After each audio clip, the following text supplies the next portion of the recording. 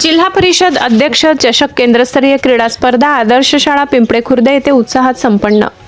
जिल्हा परिषद नाशिक अंतर्गत जिल्हा परिषद अध्यक्ष चषक केंद्रस्तरीय क्रीडा व सांस्कृतिक स्पर्धा जिल्हा परिषद आदर्श शाळा पिंपळे खुर्द येथे मोठ्या उत्साहात व खेळाडू वृत्तीने पार पडले।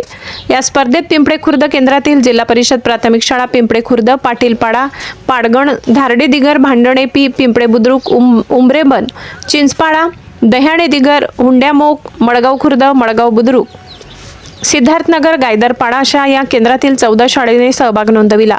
कार्यक्रमाला पिंपळे खुर्द केंद्राचे केंद्रप्रमुख सौ अनिता बागुल मॅडम, पिंपळे खुर्द शाळेचे मुख्याध्यापक कारभारी भानसी, भांडणे पी शाळेचे मुख्याध्यापक भास्कर बहिरम यांच्यासह सर्व शाळेचे मुख्याध्यापक, शिक्षकवृंद, कर्मचारी, अधिकारी, पदाधिकारी उपस्थित होते।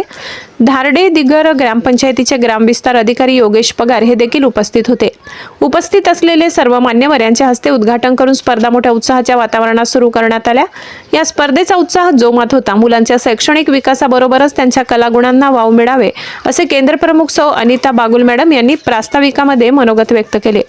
यावेळी सर्व शाळांचे मुख्याध्यापक, शिक्षकवृंद, कर्मचारी, पिंपळे खुर्द शाळा व्यवस्थापन समितीचे अध्यक्ष, सदस्य, ज्येष्ठ नागरिक रघुनाथ बहिरम, कैलास बहिरम यांच्यासह गावातील ग्रामस्थ, महिला, तरुण वर्ग, विद्यार्थी मोठ्या संख्येने उपस्थित होते।